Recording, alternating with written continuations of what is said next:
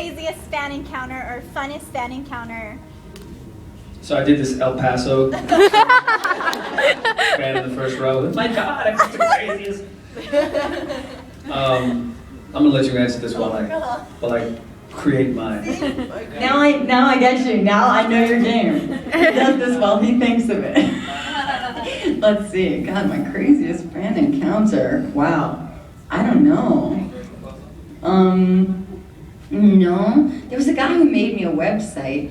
But that wasn't crazy. That was just really generous. Yeah. That was really nice. And I used to, I think when Lost first came out, there was this thing called the Fuselage. And I don't know if anyone knew about it, but it was an online site where you could basically, like, I think I was on it, Jorge was on it, a couple of other characters were on it, Terry was on it for a little while, Terry Open, and we could, you know, on the message, we could talk with fans and things. Oh. And so we would just have this, like, you know, a different font for every character. So you'd call, you know, an administrator and you'd say, okay, I want this colored font. And they're like, okay, well, you're going to have this font. So I was like violet font, like pink font. And I think I couldn't get it to work at one point. So I was typing and everything was coming up. And they're like, this is not really Nadia. It's like, okay, I'm logging off now. Anyway, that might have been a little weird.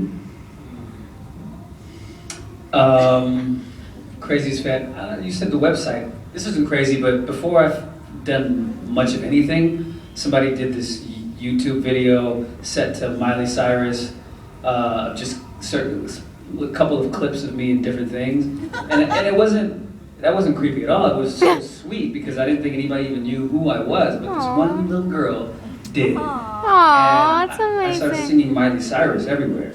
Aww. Maybe not really that cool, but. If you Google it on YouTube and you find.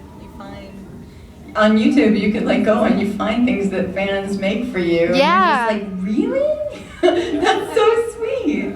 Yeah. But in terms of craziness, you know, you just experience a lot of things like the fainters, the hysteria. Yeah. Yes. Yes. You call the ambulance. The marriage proposals. Really? Yeah, it's fun. I don't buy any of it. Or maybe it is real, but I can't imagine that. The fainting or the proposal? The proposal. You don't really want to marry. You don't know me. Let's want to date first.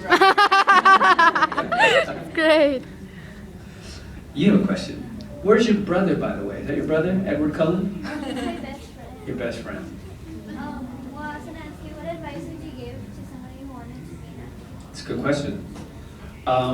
The number one answer is if you really want to do it, like if that's what you feel your purpose is, you can't do anything else, never give up, because it's hard.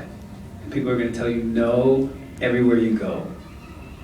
Basically, the way you get a job is you audition, and you only get like 2% of all the auditions you go in for.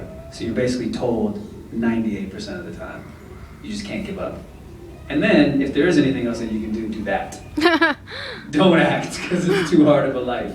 But if that's your purpose and that's your calling, don't give up.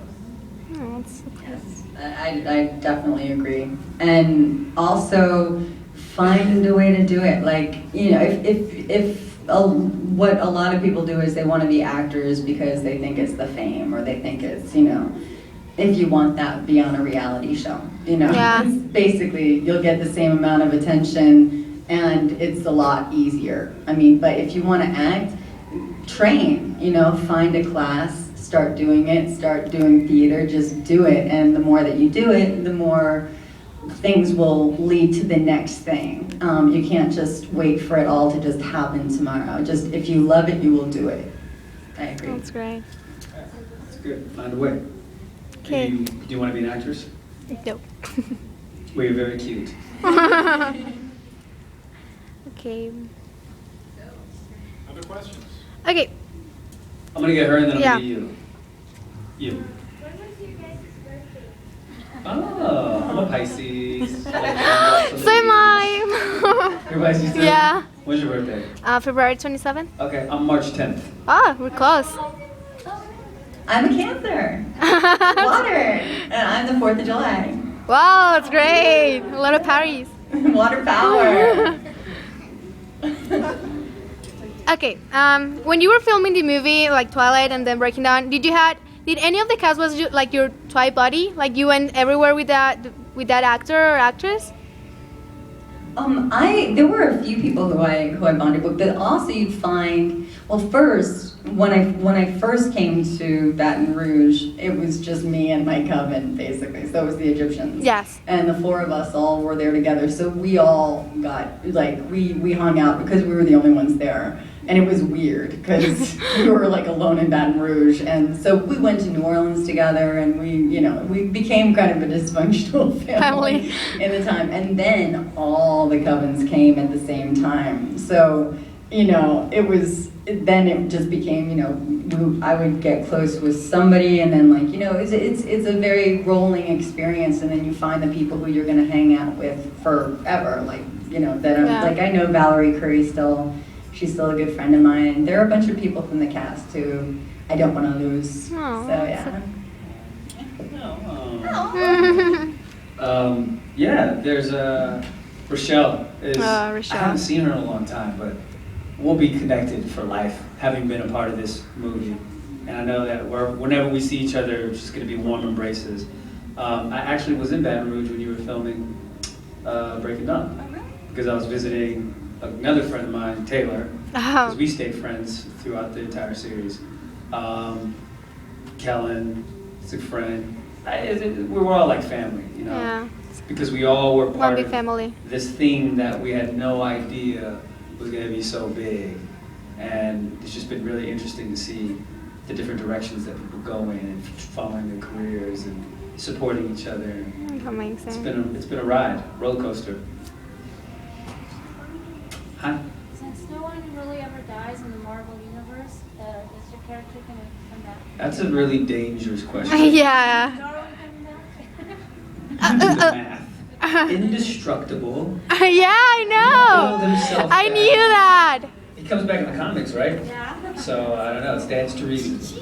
It stands to reason. Yeah. He had a cool power, though, right? Yeah, you were amazing in that movie. Oh, yeah, that's right. I played him. He had a cool power. I had a cool power. It's amazing.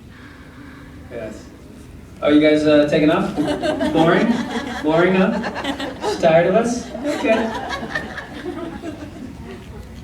Ask more questions. You want me to ask more questions? I didn't do it in a high voice, though. So you're an X-Men fan yourself?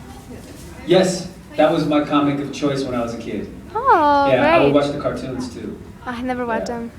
Did you read the Claremont issues, or were you more of a Jim Lee post? Oh, dude, you're way out of my league right now. Yeah, I just liked him. He was like, issue 45. Oh, that's great. Okay. Hi. Hi. How was it with Jennifer Lawrence in X-Men in the first class? Oh, she's fantastic. I mean, I think she was nominated for an Oscar right after we finished shooting that. So this girl is just extraordinarily talented. She was 19, I think. Yeah. I think she was 19 or 20 when we were shooting X-Men. Down to earth, funny, great sense of humor. She's lovely. Great family too. She's got great morals. And that was it was a kind of a similar experience to Twilight in the sense that everybody was young, youthful energy, but we bonded, connected. But we shot in London for 4 months, so we spent a lot of time together. X-Men was awesome. Yeah. Yeah, really I was. loved that. I can't wait to regenerate. Yeah. Matthew Vaughn did a good job. Yeah. And he had a time crunch too. Like they didn't think that he could pull the movie off in time. Because he only had like 11 months from pre-production to post-production to finish the entire movie. You should ask And he did it. questions. I ran out of questions. Yeah. Okay. Hi. Have you heard about Kristen and Edward's relationship? Kristen, the actress, and Edward, the character. I haven't heard now. That's a weird relationship. Like, I haven't heard that one. Unrequited. It's unrequited. Kristen loves Edward Cullen. Are you talking about the actors or the characters? Oh, I don't know anything about their personal life. It's not my business, so. Yeah. Okay, I have another question. Sorry, you're banned. I'm just gonna start picking people. You ask a question now. People choose between being a vampire or a mutant. If I could choose between a vampire and a mutant. Oh. Ooh. Things are getting interesting. It depends on what kind of mutant, right? Some mutants are like, I don't want that power. What do you do? The mutant you play. Huh? The mutant you play. The mutant I play? Yeah, Darwin. Yeah, that guy. That's a cool one. Better than a vampire? Yeah. Yeah. But here's the thing. I want to learn, because he's reactive adaptation, so Yeah. he only adapts when he has to, for it to save his life, when things are coming at him. If he can figure out how to make it proactive, that's what you want to be. If you can do it at will, you know. Yeah. So, it's a good question though. Oh, you want wings. Just say it. Yeah, I want to fly. I want to, just fluttering. Like Zoe Kravitz wings. Yeah. Butterfly Gonna wings. send this to the blocks. How difficult it is when you act and you're acting in a movie that has special effects? When you're doing a scene that maybe your face is changing or your eyes are changing, is it difficult to act that out without it even seeing it? It's both difficult and not difficult at all. Like you just have to know where they're going with their concept for the digital effects, and once you have that in your brain, you just make the subtle changes. But they're doing all of that in post-production. You don't have to do anything because they're going to add the gills later. You just have to make sure that maybe you're breathing in a way where if you had gills, that's how you would be using your entire body, or what have you. What was hard was in Twilight, acting with the wolves, because the wolves don't exist.